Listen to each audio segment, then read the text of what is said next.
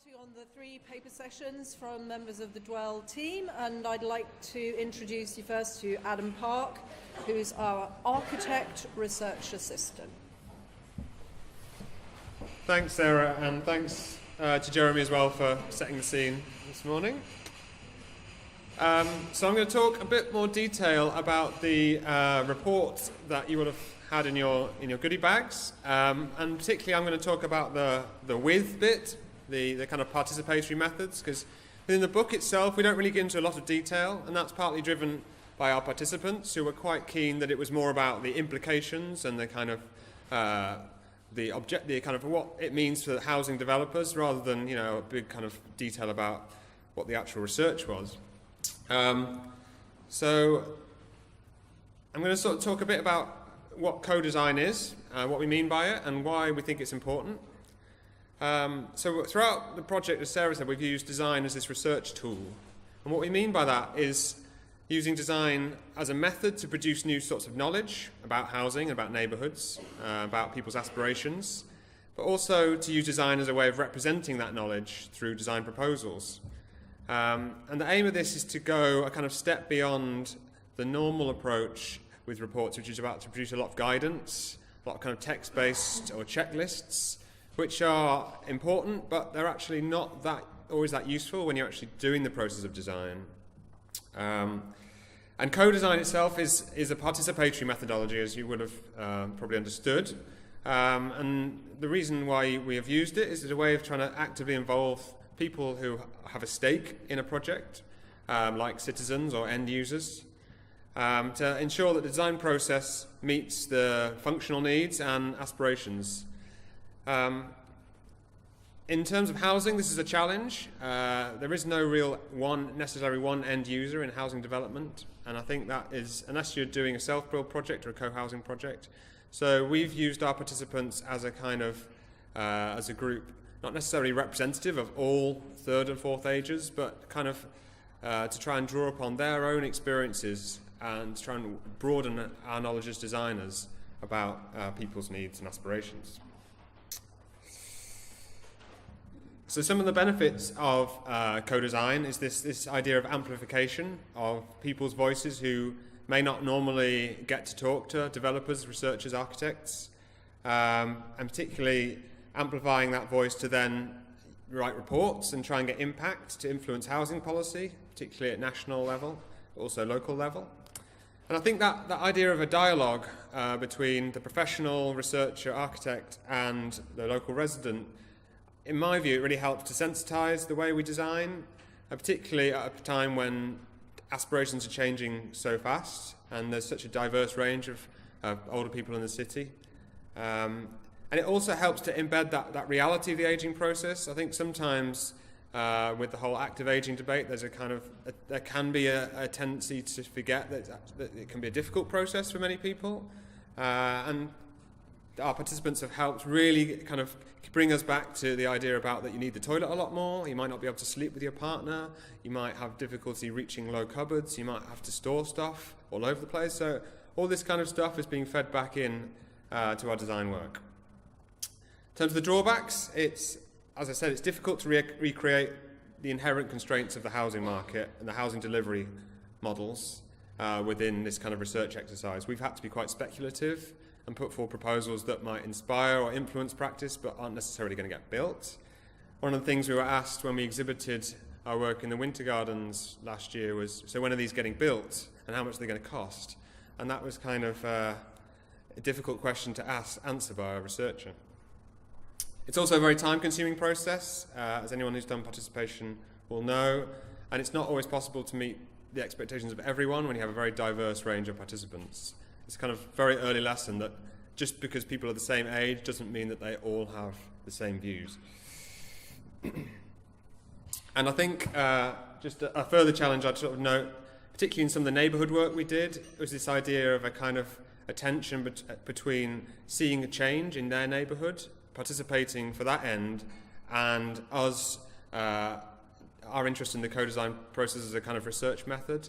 So there's kind of that to keep in mind as well.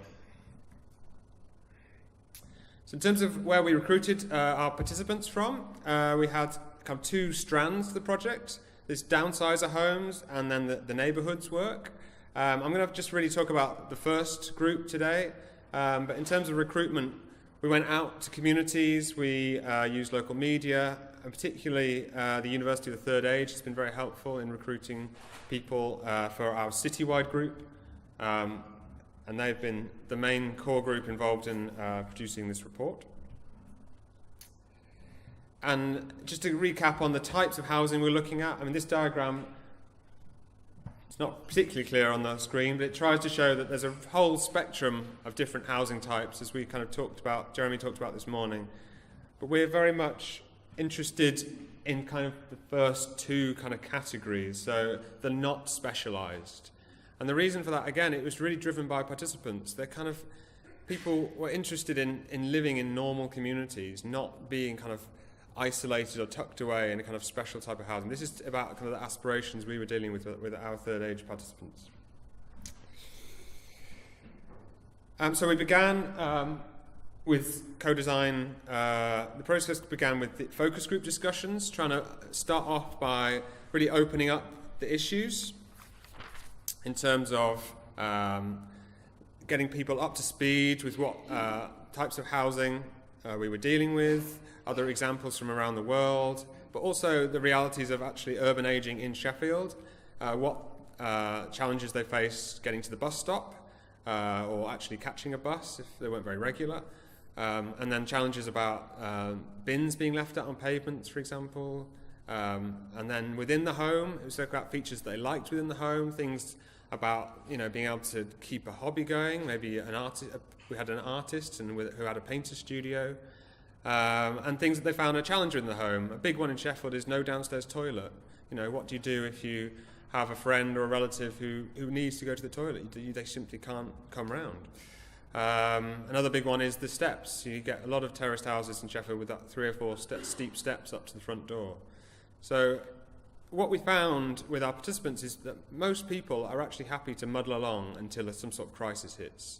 That's the kind of reality for the majority of older people in Sheffield, whether they're renting or own their own home. And our design work is really trying to look at what sorts of housing might sort of turn their head, where they might begin to think, actually, that's a really nice development, really nice house type, really nice model. I could see myself living there in the next 5-10 years. We also went on a number of visits, both to some extra care schemes and some of the better general needs schemes. The one in Matlock was one of our study visits, for example. And part of this process as well was to talk to people who lived there, so talk to residents of extra care about that downsizing process, how they kind of coped with that, but also managers and other designers. And all of this work from the focus groups and the visits and some of the discussions was filtered by ourselves into these 8 kind of brief principles, and it's this idea that I want a home that's connected, spacious, accessible, adaptable, pleasurable, importantly, manageable, sociable, and green. And I think those 8, they don't exactly map onto the happy principles, but I think there's a very close relationship to some of the work done by that commission. And in terms of the next stage, it's kind of developing these hands-on design activities. And I think the one we sort of demonstrated in the video was this idea of hands-on, what would you actually take with you if you were downsizing? So we made these kind of packs of furniture, which included a whole range of household items at the sort of same scale, and kind of got our participants to sort of sift through them, have a bit of a debate, and then begin to kind of make a collection of which items are absolutely essential to your kind of later life. And then that slowly began to shape into some actual proposals. And to be honest, some of the original ideas that are kind of messily Pritt-sticked on have kind of made their way through a kind of filtered process into the report. So I think we kind of found that quite good. The challenges of this kind of exercise were that we asked people to do it in pairs, which in retrospect, it's quite difficult to ask 2 people to agree on what an ideal house should be like, and it was a lesson that we found the hard way. So in the report, we have sort of split our housing types into three categories. The first one, the redesigning the bungalow, really looks at the reality that is a house type that most people still see themselves living in if you ask them how you'd ideally live. And if you look at a city like Sheffield and many other towns and cities across the north, they are still very low density, and you are not going to have 3, 4, 5-story blocks of apartments appearing anytime soon. But there's also very low density in terms of space for infill. So we've looked at house types that could potentially infill into small bits of sites where you might get development of 10, 12 bungalows terraced together. But also sort of thinking about the bungalow a little bit more flexibly and open-mindedly. So one of our bungalow types has an attic, for example, which you think, oh, it's got steps, so that's not appropriate. But actually lots of people like the idea of having that extra space where you could have a guest suite or maybe a living carer one day. Trying not to think of the bungalow as such a limited thing. The second category was this idea of the best of both worlds, and that really talks about living more in neighbourhood and urban centres, but still retaining car parking and gardens. So the example we've got there particularly looks at raised decks and the possibility of tucking all your car parking at ground floor, wrapping it in some retail or commercial space, and then using that first floor deck as a big kind of shared garden where you put accommodation around it. And that was a kind of very popular model in terms of retaining that outside space that's so important. And then finally, our high-rise models, we've kind of called these co-housing light, and what that represents is this idea that co-housing is a very complicated way of delivering housing. It's worked for some people, but I know particularly the older women's co-housing group in London took kind of 8 years to get off the ground. And if you try and translate it across the country, even with a step change in policy, it's not going to be the solution for everyone. But if we can develop models, happy apartments that have that kind of that plus offer, whether it's a gym or a cafe at the bottom, or a roof terrace with allotments, something like that, it's going to just be that extra impetus to get people thinking, actually, I can see myself living there.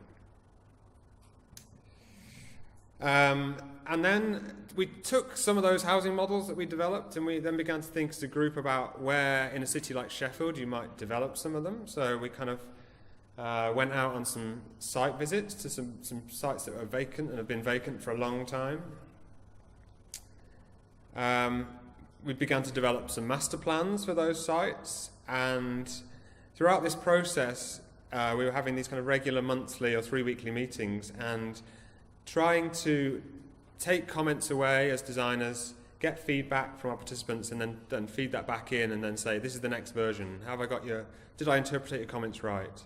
And so it's that very much iterative process that we felt was kind of underpinning the co-design. It's not just about kind of getting people in and say at the end, is this a good thing, yes or no? It was very much a kind of learning exercise. And I think this exhibition that Sarah mentioned in the Winter Garden and the Moore Market was a real great milestone for us as a project. Happened last October, just in terms of taking work that participants had helped us produce and showcasing it in a public audience. And we were actually taken aback, I honestly say, by the amount of interest of people in Sheffield City Centre saying, I want to downsize. Why is there nowhere for me to downsize? It's a real... I don't know if it's being picked up 100% by developers, whether it's just about viability, but there is a huge untapped market there. Okay, so just some concluding thoughts about co-design. It's obviously, we feel it's had a huge value as designers, but it has taken a kind of leap of faith and commitment from our participants. Most of our participants were drawn from people who had a kind of pre-existing interest in housing. We're kind of very open about that. So in a way, they kind of had that level of agency to start off with, but they weren't necessarily in control of the overall timescales or the outputs of what we were going to produce. So I think we've been really grateful to them that they've kind of gone along with it and sort of trusted us to a certain extent. And we're not necessarily saying that all housing should be developed using this methodology. It's not necessarily appropriate for all commercial settings, for example. But I think by doing this type of research, we can hopefully disseminate our findings and inspire or influence some change. We feel there's this clear gap between the provision of what's being built and not only the scale of the ageing population, but in terms of the changing aspirations. People don't want to live so much in older persons' ghettos, as someone called them earlier. By its nature, housing's relatively slow as an industry to turn over and innovate.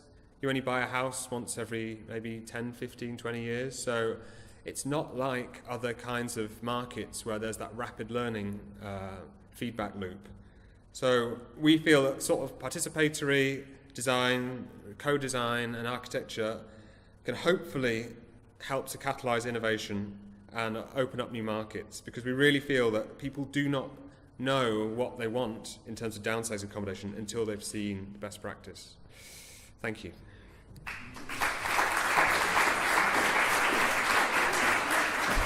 Now we'll do the end. Great, thank you very much, Adam. Now I'd like to introduce Friederike Ziegler, who's our research assistant in the planning team.